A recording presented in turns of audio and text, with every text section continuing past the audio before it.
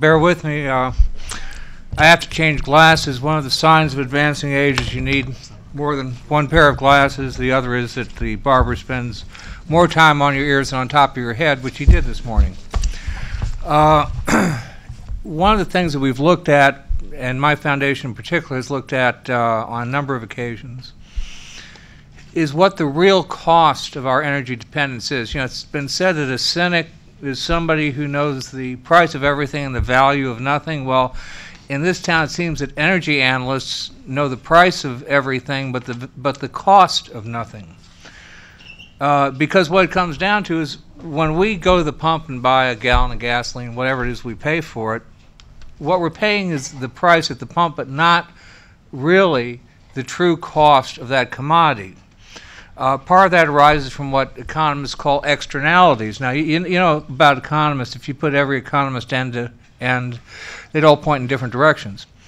But what they mean by externalities are those things that a society experiences as a cost that are external to the transaction, that no individual really is involved in. Perhaps and that no individual could bear the cost of. The best example that is used is national defense. We all know we need to defend the country, but no single individual could afford to pay for it, so the nation as a whole does so. Now, those are external costs that are explicit. We know what they are. We know what we spend on defense every year. But they're also implicit external costs, things that may not show up, that we may not even realize we're paying for, and yet we are. So some time ago, in 2003 actually, our foundation decided we were going to look at what the external costs of oil imports were. How much are they costing us? And we looked at a variety of different categories. First, we wanted to say, well, what does it cost us in terms of economic activity? The argument is made that you spend $1, it goes into the global marketplace, it comes back, but you know, we looked at that regarding oil, and darn, it's not true. Because what we did was we looked at, okay, we have a trade deficit with the Saudis, for example, of $27 billion this year. Well, maybe that money comes back through their trading partners. So we went back and looked at their trading partners, and they had a trade deficit with the U.S. of about $330.1 billion, which is more than I make in a week, even in a good week. So then we said, well, maybe you have to go further back. So we went back a second iteration and said, well, what about the trading partners of their trading partners? And darn if they didn't have a trade deficit with us as well. 5 levels back, and we could not find a single instance in which we had a positive trade balance. So guess what? It doesn't come back here. So there is a loss of currently every single day with every dollar we send overseas of economic activity. But then there's another cost implicit in that. When you make things in a country, when you generate money, you generate profits, some of that gets invested, and that investment spurs additional economic activity and more investment and more jobs. That's how an economy grows. So we said, okay, well, what does all that come to? I mean, how much could that possibly be? Well, in 2003, it came to $159.9 billion a year. A year. But a lot's changed since then. And my good friend Dick Lugar and Joe Biden had been using my numbers, and they asked me last year if I would update them to take into account the change in oil prices. And we did. And it turns out I was wrong. It's not $159.9 billion now. It's $511.6 billion a year, almost $500 billion a year. Our economy loses because of our oil import dependence. And that doesn't even count tax revenues, which now would be about $42.9 billion. So when we look at the economic side, just that alone, we're over $500 billion, over $500 billion right there. But that's not the only cost. There's another cost we bear, which is the cost of defending the flow of oil from the Middle East. Now, I know this is a very controversial topic because a lot of misinformation gets bandied about, but remember this. Oil is a vital commodity to the United States. Defending it is a perfectly legitimate task for our armed forces as long as we're dependent on it. And indeed, if you take a look at the charge of CENTCOM, included in that is specifically defending the flow of oil from the Middle East. So let's set aside this nonsense. It's not a proper military task. question is, what do we spend? Well, we went back. Now, I know the people in this room will actually know what order of battle means. We looked at the order of battle for the entire United States Department of Defense, went down the unit to the battalion level, looked at roles and mission statements, TO&Es, the whole 9 yards, over 500,000 pages of documents to try and determine what we were spending to maintain the capability to defend the flow of oil from the Middle East. And we determined in 2003 that came to $49.1 billion a year. Now, since that time, obviously expenditures in the region have gone up. And while it is incorrect, I believe, to allocate all the costs of our military efforts in the region exclusively to oil because there are other purposes, it is disingenuous to suggest none of them are related to protecting the flow of oil.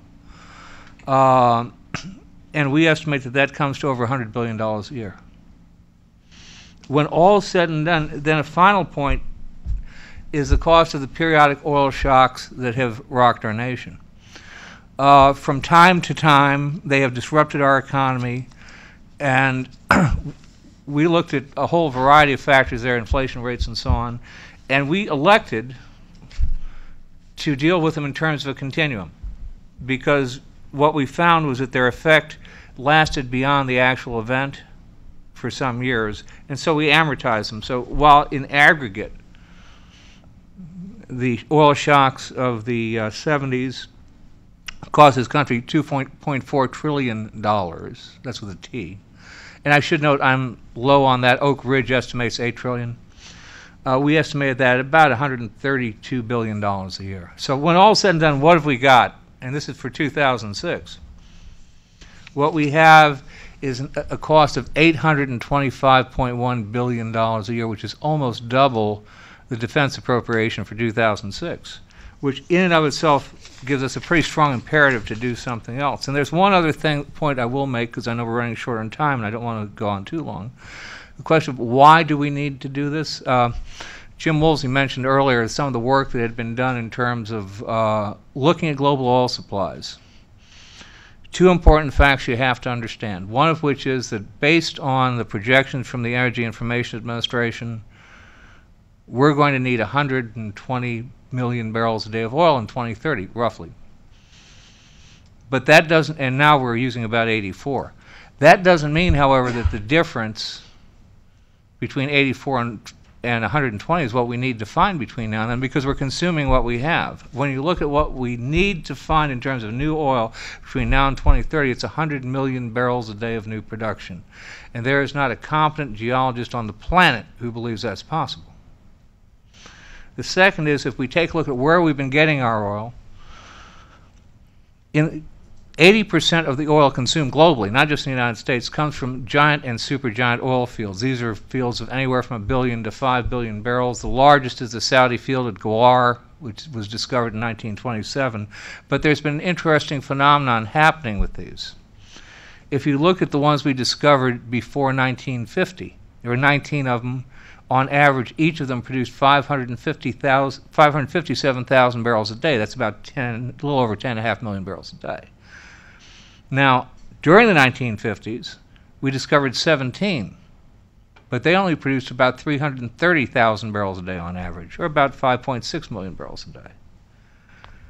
In the 60s, we discovered 29. We had a good decade, but they only produced about 242,000 barrels a day. While that did allow us to increase over the 50s, it was the only time. In the 70s, we got 24. It sounds pretty good, but they only produced 236,000 barrels a day, so we're back down to about 5.6. In the 80s, 15 at 176,000 barrels a day, giving us 2.6 million barrels a day in additions. In the 90s, 11 at 126,000 barrels a day. And what that's telling you is that we're finding fewer and fewer of these, and they're producing less and less. In fact, a key figure when you look at reserves is every year they publish reserves addition. How much did we add? But what they don't talk about is how much of that is new oil and how much of it is bookkeeping. Bookkeeping is additions, exemptions. Last year we only replaced 20% of our oil.